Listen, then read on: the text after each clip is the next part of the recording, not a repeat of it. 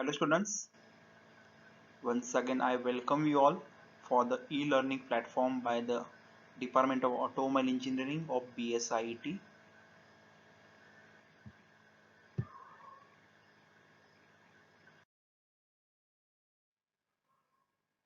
As I told in last two slides, I am going to teach you the MMP subject, that is the Materials and Manufacturing Process. Subject code is 22307. Syllabus for the first unit, that is the Engineering Materials. We have already started with the point 1.1 and point 1.2. The point 1.1 is the need of advanced material in automobile sectors, and in last lecture we gone through the cast iron types, their composition and application. So in this lecture we'll see the plain carbon steel, their types, composition and application, and also we'll start with the alloy steels. So what is the plain carbon steel? So the plain carbon steel means what? The carbon steel or the plain carbon steel is a metal alloy. It is combination of two elements. What are that elements? Iron and carbon. तर plain carbon steel किंवा carbon steel म्हणजे काय सांगितलंय? It is the metal alloy. Alloy म्हणजे काय? It is the combination of two elements. Alloy म्हणजे काय असतंय? तर कॉम्बिनेशन, दोन तीन मटेरियलचं जर कॉम्बिनेशन केलं तर त्याला आपण ऑलॉय म्हणतोय. So it is the combination of two metals और टू एलिमेंट्स. कुठले कुठले दोन एलिमेंट्स आहेत? Iron and carbon. कार्बनचं पर्सेंटेज किती दिलेलं आहे? 0.05 to 2.1%. The only other element allowed in plain carbon steel are manganese. manganese असतंय काय, किती पर्सेंटेज याचं? 1.65%. सिलिकॉन आहे 0.6%, and the copper, it is also 0.60%. So this is nothing but the plain carbon steel. Normal steel मध्ये जेव्हा आपण alloying element add करतोय, it becomes the plain carbon steel. Normal steel आहे किंवा नॉर्मल आयर्न आहे, त्यामध्ये आपण कार्बन ऍड केले. किती पर्सेंटेज कार्बन ऍड केले? 0.05 to 2.1% कार्बन ऍड केले. प्लस बाकीचे एलिमेंट सुद्धा आहेत, पण मेजर एलिमेंट जे आहे, मेन एलिमेंट कुठला आहे? कार्बन आहे. तर बाकीचे एलिमेंट्स काय काय आहेत? मँगनीज आहे 1.65%, सिलिकॉन आहे 0.60%, and the copper is also 0.60%. So this is nothing but the plain carbon steel. तर इन शॉर्ट सिंपल लँग्वेज मध्ये कार्बन स्टील म्हणजे काय और प्लेन कार्बन स्टील म्हणजे काय? तर दोन किंवा जास्त मेटल्स किंवा एलिमेंटचं कॉम्बिनेशन. तर त्यामध्ये मेन एलिमेंट्स काय काय आहेत? आयर्न आणि कार्बन. ठीक आहे. नेक्स्ट पॉइंट आहे, plain carbon steel are classified into three groups depending on the carbon content. These are, तर प्लेन कार्बन स्टीलचे तीन टाइप्स आहेत, पण हे कशावर डिपेंड आहेत? तर कार्बनच्या पर्सेंटेजवर आहेत. तर पहिला टाइप आहे लो कार्बन स्टील, दुसरा आहे मीडियम कार्बन स्टील, आणि तिसरा आहे हाय कार्बन स्टील. तर लो कार्बन स्टील म्हणजे काय? त्याच्यामध्ये कार्बनचं पर्सेंटेज जे आहे, it's ranges from 0.008 to 0.30% of carbon. Medium मध्ये थोडंसं वाढते 0.30 to 0.60% of carbon, and in high carbon steel 0.6 to 2.2% carbon. This is the range of carbon in low, medium and high. So परत एकदा मी सांगतोय, प्लेन कार्बन स्टीलचे तीन types आहेत, low carbon steel, medium carbon steel आणि high carbon steel. Low carbon steel मध्ये 0.008 to 0.3% carbon आहे, medium carbon steel मध्ये 0.3 to 0.6% कार्बन आहे, आणि हाय कार्बन मध्ये 0.6 to 2% कार्बन आहे. तर प्लेन कार्बन स्टीलचं क्लासिफिकेशन हे कार्बनच्या पर्सेंटेजवरच होतंय. ठीक आहे. In this slide we'll see the classification of plain carbon steel, that is the low carbon, medium carbon, high carbon steel in brief, with their composition, properties and application.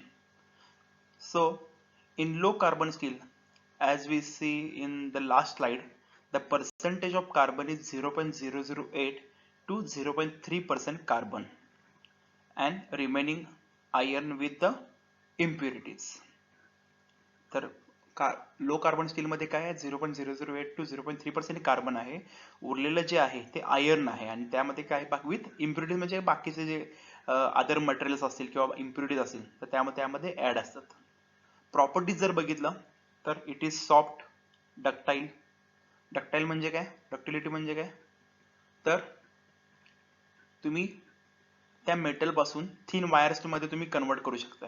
Malleability म्हणजे काय, तुम्ही त्यावर hammering करून ते sheets तयार करू शकता. बरोबर आहे. टफनेस म्हणजे काय, तर ब्रेक झालं तर ते छोट्या पार्टिकल्स मध्ये ब्रेक होत नाही. मशीनेबल म्हणजे तुम्ही ते मशीनिंग करू शकताय. वेल्डेबल म्हणजे तुम्ही ते वेल्डिंग करू शकताय. Non hardenable by heat treatment. So these are the properties of low carbon steel. म्हणजे काय, सॉफ्ट आहे, डक्टाईल आहे म्हणजे तुम्ही त्याचे तीन वायर्स तयार करू शकताय. मेलायबल आहे म्हणजे तुम्ही त्याच्या शीट्स मध्ये कन्वर्जन करू शकताय. टफ आहे म्हणजे इझिली तुमचं ब्रेक होणार नाहीये. मशीनेबल आहे, वेल्डेबल म्हणजे तुम्ही ते मशीनिंग प्रोसेस करू शकताय. प्लस तुम्ही त्यावर वेल्डिंग सुद्धा करू शकताय. So these are the properties of low carbon steel. Next one is there is application. So the application of low carbon steel is divided into two parts, with steel with 0.08 to 0.15% carbon. म्हणजे दोन part मध्ये divide केले. 0.08 ते 0.15% carbon जे आहे ते कशासाठी वापरलं जातं, वायर्स, नेल्स म्हणजे खिळे, रिवेट्स अँड स्क्रूज यासाठी हे 0.08 to 0.15% कार्बनचे जे स्टील आहे ते वापरलं जातं. आणि स्टील विथ 0.15 to 0.30% कार्बन जे आहे ते कशासाठी वापरलं जातं, तर बिल्डिंगचे बार्स, मोठे मोठे जे रॉड्स येतात, सळ्या असतात ते त्यासाठी वापरले जातात. ग्रिल्स, बीम्स आले, अँगल्स, चॅनल्स म्हणजे कन्स्ट्रक्शन मटेरियल साठी हे बऱ्यापैकी 0.15 to 0.30% कार्बनचं जे लो कार्बन स्टील आहे ते बऱ्यापैकी सगळं कन्स्ट्रक्शन मटेरियल साठी वापरलं जातं. आणि जे कमी कार्बनचं मटेरियल आहे 0.008 to 0.15 it is use for wires. म्हणजे मग जर डक्टिलिटी आपण म्हणलं डक्टाईल आहे तर it is use for wires, nails कारण की छोट्या ह्याच्यामध्ये खिळ्यांमध्ये कन्वर्ट करतो, रिवेट्स आणि स्क्रू याच्यामध्ये साठी लो कार्बन स्टील वापरलं जातं. Next one is the medium carbon steel. So the medium percentage of carbon in the medium carbon steel is 0.30 to 0.60. 0.30 ते 0.60% कार्बन उरलेलं आयर्न विथ द इम्प्युरिटीज. आणि याचा प्रॉपर्टी जर बघितला so it is medium hard as compare to other. It is medium hard, not so ductile and malleable. जे low carbon steel होतं it is ductile and malleable होतं, म्हणजे तुम्ही त्याच्यापासून थिन वायर्स किंवा शीट कन्वर्ट करू शकत होता.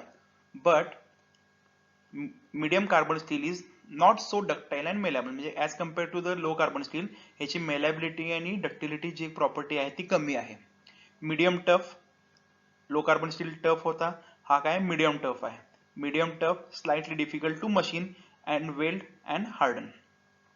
म्हणजे ज्या प्रॉपर्टीज तुमच्या लो कार्बन स्टील म्हणजे जर लक्षात ठेवायचं असेल तर लो कार्बनच्या प्रॉपर्टीज लक्षात ठेवायच्या आणि त्याच्यामध्ये फक्त मीडियम हा जरी शब्द तुम्ही लक्षात ठेवला म्हणजे फॉर एक्झाम्पल सॉफ्ट आहे it is medium soft, ductile malleable आहे low carbon steel it is medium ductile, medium malleable, medium tough, medium मशीनेबल.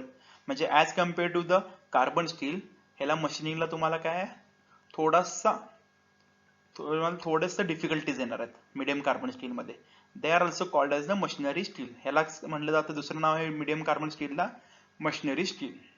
So what are the applications, bolts, axles, आपल्या जे फोर व्हीलरचे ऍक्सेल्स असतात त्या ऍक्सेल्स बनवले जातात. लॉक वॉशर्स, तुम्ही screw वगैरे टाईट करत असताना जे छोटी एक रिंग घालतात त्याला वॉशर म्हणतात, lock washer. Large forging dies, मोठ्या मोठ्या फोर्जिंग जे युनिट्स आहेत त्याच्यात डाईज बनवले जातात. स्प्रिंग्स बनवले जातात. वायर्स, व्हील्स, स्पोक्स, आपले जे चाकांचे स्पोक्स आहेत ते सुद्धा हे मीडियम कार्बन स्टील पासून बनवले जातात. हॅमर्स, रॉड्स, टर्बाइनचे rotors, carbon pins, crank pins, cylinder liners, railway rails and railway tyres. म्हणजे रेल्वेचे रेल्स आहेत, पटऱ्या आहेत किंवा रेल्वेचे जे व्हील्स असतात हे सुद्धा ह्या मीडियम कार्बन स्टील पासून बनवले जातात. सिलेंडरचे लाइनर्स, आपल्या इंजिन मध्ये कंबशन चेंबर मध्ये सिलेंडर लाइनर्स बसवले जातात आणि त्यामध्ये तुमचा पिस्टन वर खाली होतोय. ते सिलेंडर लाइनर सुद्धा मीडियम कार्बन स्टील पासून बनवले जातात. So these are the applications of medium carbon steel.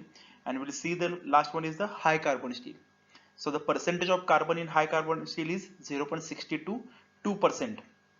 वाढत जाते, लक्षात ठेवायचं. पहिला 0.008 to 0.3 होतं, नंतर 0.3 to 0.6, आता ह्याच्यात 0.6 to 2% कार्बन. प्रॉपर्टीज बघितल्या, it is hard, wear resistance, brittle, difficult to machine. Hard आहे. हार्ड म्हणजे काय, इझिली तुम्ही त्यावर काय प्रोसेस करू शकत नाही, मशीनिंग करू शकत नाही, किंवा बाहेरच्या ऍक्शनचा इझिली त्यावर इफेक्ट होत नाही. वियर रेजिस्टन्स म्हणजे काय, जर त्यावर काहीतरी एकमेकांचे दोन मेटल्स एकमेकांचे कॉन्टॅक्ट मध्ये आले, जर त्यांचं वियर होत नाही, म्हणजे घर्षण जरी झालं तर झीज होत नाही. ब्रिटल, त्यानंतर डिफिकल्ट टू मशीन. ब्रिटल असल्यामुळे काय, मशीनिंग इझी करू शकत नाही. हार्डच आपण म्हणलेलं आहे, मशीनिंग करायला सुद्धा तुम्हाला त्यावर प्रॉब्लेम आहे, इझिली तुम्ही त्यावर मशीनिंग करू शकत नाही.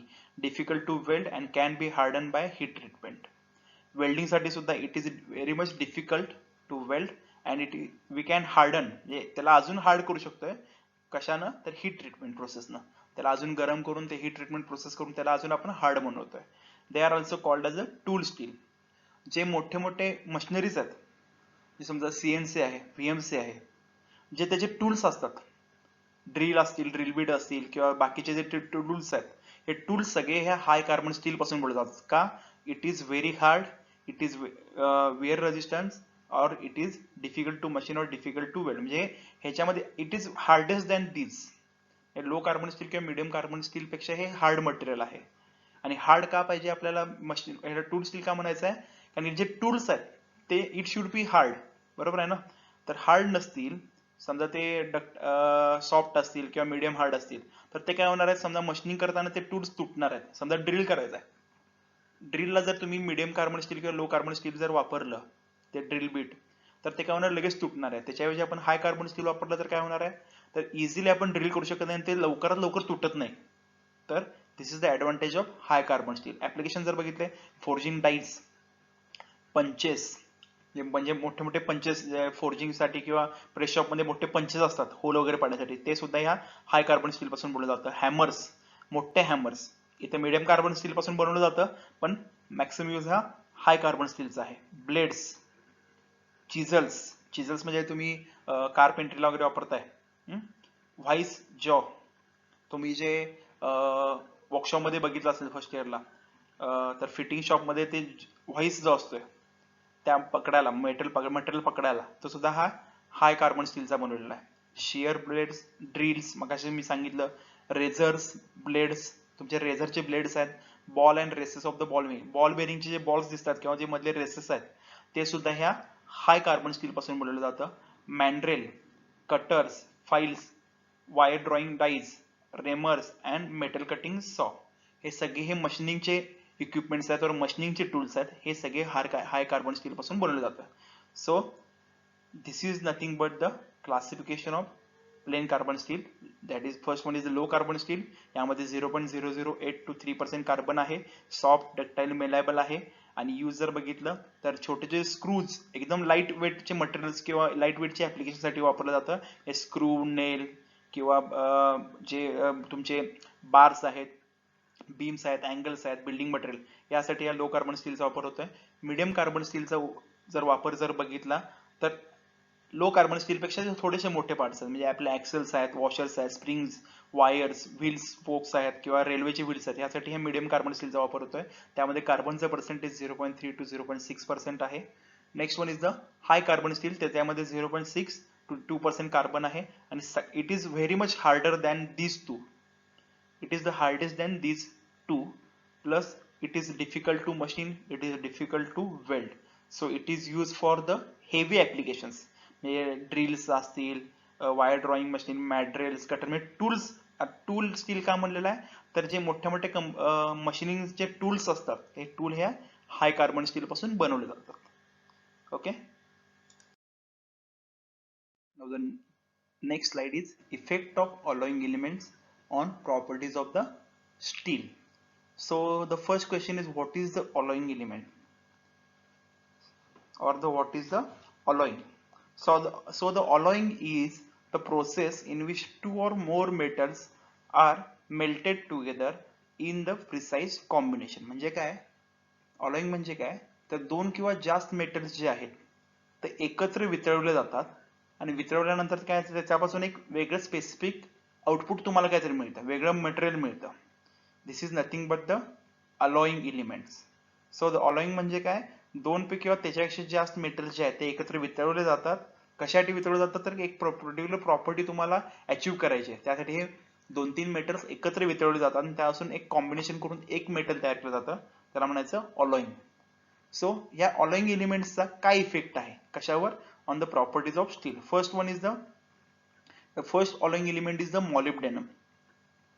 आता मॉलिब्डेनम म्हणजे काय, ते काय करते, so it promotes the hardenability, increases tensile and creep strength at higher temperature. तर molybdenum is the alloying element, एक प्रकारचा alloying element आहे. तर तो काय करतोय, प्रमोट्स हार्डनेबिलिटी, हे तुमचं मटेरियलचं हार्डनेस वाढवतोय, plus increases the tensile and creep strength. Tensile strength आणि क्रीप स्ट्रेंथ म्हणजे काय, तर टेन्साइल स्ट्रेंथ म्हणजे काय, तर स्ट्रेच केलं, एखादा पार्टिकल स्ट्रेच केला, मटेरियल स्ट्रेच केलं, किती प्रमाणापर्यंत तो स्ट्रेच करू शकतोय, स्ट्रेच केल्यानंतर काही वेळानंतर तो ब्रेक होणार आहे, बरोबर आहे. तर जिथपर्यंत तो स्ट्रेच करू शकतो ती त्याची टेन्साइल स्ट्रेंथ झाली, त्याची टेन्साइल स्ट्रेंथ झाली. आणि क्रीप स्ट्रेंथ म्हणजे काय, ते छोट्या छोट्या पार्टिकल्स मध्ये ते फ्रॅक्चर होणार आहे, तुटणार आहेत. तर किती प्रमाणापर्यंत तो एखादी एनर्जी सस्टेन करू शकतोय आणि त्यानंतर तो काय होणार आहे, ब्रेक होणार आहे छोट्या पार्टिकल्स मध्ये, तर त्याला म्हणायचं त्याची क्रीप स्ट्रेंथ. तर टेन्साइल स्ट्रेंथ म्हणजे काय, तर किती जास्तीत जास्त किती वेळ तो स्ट्रेच होतोय, तर ते म्हणजे त्याची टेन्साइल स्ट्रेंथ. आणि आता एक फॉर एक्झाम्पल रबर जर एक्झाम्पल घेतलं, तर रबर तुम्ही ताणवताय, बरोबर आहे, ओढताय ओढताय ओढताय ओढताय, पण ओढल्यानंतर काही वेळानंतर तो काय होतं, कट होतोय, बरोबर आहे. का कट होतोय, त्याची टेन्साइलची जी स्ट्रेंथ आहे तिथे त्याची संपते, त्याची लिमिट तिथं संपते. Next one is the chromium. Chromium काय करते, chromium improve the corrosion resistance, toughness and hardenability. म्हणजे क्रोमियम मुळे काय होतंय, तर तुमचं करोजन रेजिस्टन्स इम्प्रूव्ह होत आहे, म्हणजे काय, तर इझिली करोजन होत नाही, विअर होत नाही, टफनेस वाढतोय, प्लस हार्डनेस सुद्धा तुमच्या मटेरियलचा वाढतोय. Next one is the nickel. Nickel is also the alloying element which provides toughness, corrosion resistance and deep hardening. म्हणजे यामध्ये सुद्धा निकेल जर तुम्ही वापरला ॲज अ अलॉइंग एलिमेंट तर तुमच्या मटेरियलचा टफनेस वाढणार आहे, करोजन रेजिस्टन्स म्हणून तुम्ही यूज करू शकताय, म्हणजे त्याचं करोजन वाढणार आहे, सॉरी करोजन रेजिस्टन्स जी प्रॉपर्टी आहे ती वाढणार, म्हणजे इझिली करोजन होणार नाहीये, आणि डीप हार्डनिंग म्हणजे त्याचा हार्डनेस सुद्धा इथं वाढतोय. Next one is the silicon, increase the strength without decreasing the ductility and resist high temperature oxidation. जर सिलिकॉन जर वापरलं तर काय होणार आहे, इन्क्रीज द स्ट्रेंथ, स्ट्रेंथ वाढते, त्याची मटेरियलची स्ट्रेंथ वाढते, पण कशी, विदाउट डिक्रीजिंग द डक्टिलिटी, म्हणजे त्याची डक्टिलिटी प्रॉपर्टी कमी न करता त्याची स्ट्रेंथ वाढते जर सिलिकॉन जर तुम्ही ऍड केलं. And resist the high temperature oxidation. म्हणजे ऑक्सिडेशन म्हणजे काय, तर ऑक्सिजनचे पार्टिकल्स वेगवेगळे होणे, तर ते resist the high temperature oxidation, म्हणजे ऑक्सिडेशन ह्याचं होत नाही. टंगस्टन काय करताय, जर टंगस्टन वापरलं तर increases the hardenability, wear and abrasion resistance. तर हार्डनेबिलिटी म्हणजे काय, तर हार्डनेस वाढवतोय, वियर म्हणजे काय, ॲब्रेजन रेजिस्टन्स म्हणजे काय, तर त्याची इझिली वियर होत नाही, किंवा काय म्हणतात त्याला, की एक समजा मटेरियल एक महिन्यावर जर घासले तर ते झीज होत नाही, तर हे कशामुळे होतंय, तुमच्या टंगस्टनमुळे होतंय. It reduce the tendency of decarbonization. So decarbonization म्हणजे रिड्युसेस द पर्सेंटेज ऑफ और कार्बन कंटेंट. म्हणजे जर टंगस्टन जर वापरलं तर डिकार्बनायझेशन होत नाही. तर डिकार्बनायझेशन म्हणजे काय, it reduces the percentage of carbon. जर डिकार्बनायझेशन झालं तर काय होणार, आता आपल्या अलॉइंग एलिमेंट किंवा स्टीलमध्ये, प्लेन कार्बन स्टीलमध्ये कार्बन तर मेन पर्सेंटेज आहे, जर डिकार्बनायझेशन झालं तर त्याचं कार्बनचं पर्सेंटेज कमी होऊन त्याच्या प्रॉपर्टी चेंज होणार. तर टंगस्टन ऍड केल्यामुळं डिकार्बनायझेशन होत नाही, तर कार्बनचं पर्सेंटेज कमी होत नाही, ते आहे तसं कार्बनचं पर्सेंटेज राहते आणि त्याचे प्रॉपर्टीज आहे तशा राहतात. नेक्स्ट आहे manganese. It deoxidize contributes to strength and hardness. हे मँगनीज जर ऍड केलं तर तुमचं स्ट्रेंथ वाढणार आहे, मटेरियलचा हार्डनेस वाढणार आहे, and decreases the critical cooling rate. Critical cooling rate म्हणजे काय, तर इझिली तुमचं मटेरियलचं जे कूल होण्याचा रेट आहे तो त्याचा रेट कमी होतो. एक पर्टिक्युलर पॉईंटला गेल्यानंतर टेम्परेचरला गेलं तर तो कूल होणार आहे, तर ते क्रिटिकल कुलिंग रेट त्याचा कमी होतं. आणि last one is the vanadium. Vanadium deoxidize and promotes fine grain structure. Vanadium जर वापरलं तर त्याचे ग्रेन स्ट्रक्चर जे असणार आहे तर ते चांगलं असणार आहे. So this is nothing but the effect of alloying elements on properties of the steel. कुठले कुठले अलॉइंग एलिमेंट्स होते तर molybdenum, chromium, nickel, silicon, tungsten, manganese and vanadium. आणि हे वापरल्यानंतर काय काय होते हे यामध्ये दिलेलं आहे. So the next point is alloy steel.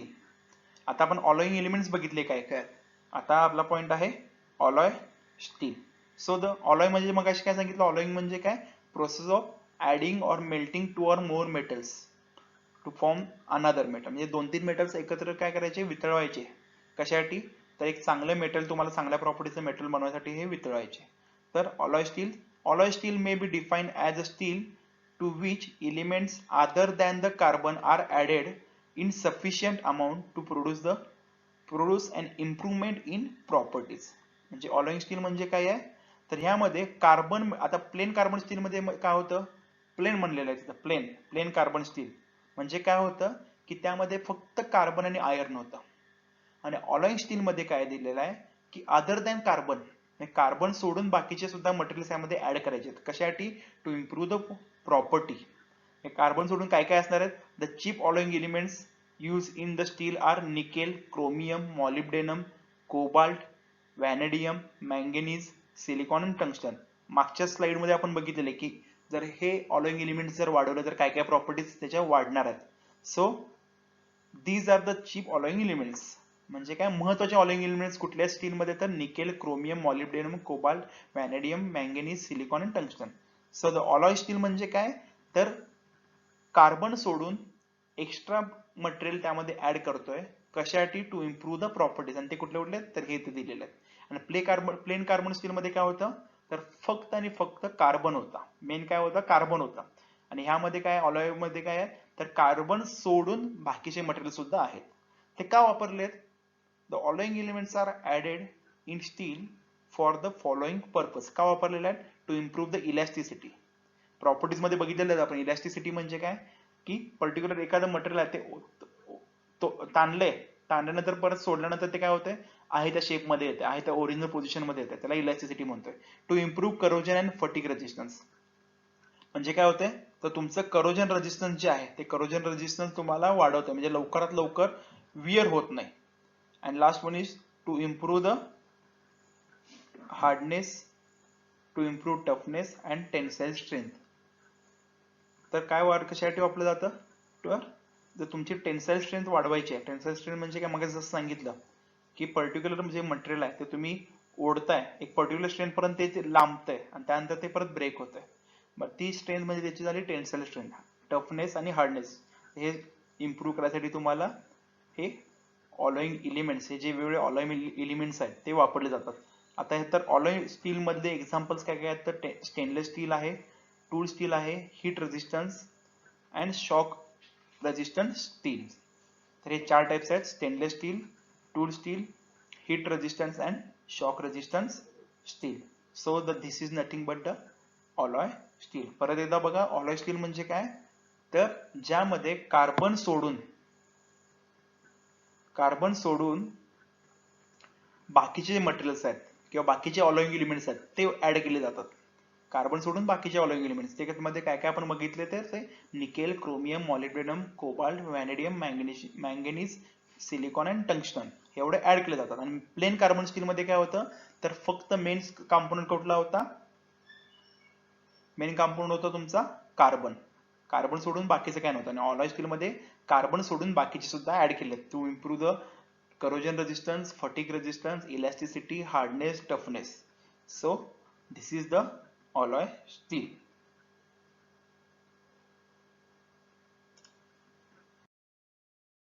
These are the 3 questions on the basis of today what we learn. So the first question is what is the effect of nickel and chromium as alloying element. म्हणजे बघाशी जसं बघितलंय effects of alloying elements, त्यातनं nickel आणि क्रोमियमचं फक्त लिहायचं आहे. What is the plain carbon steel, state and explain classification of plain carbon steel. म्हणजे काय, तर प्लेन कार्बन स्टील म्हणजे काय, ज्यामध्ये कार्बनचं पर्सेंटेज असतं ते.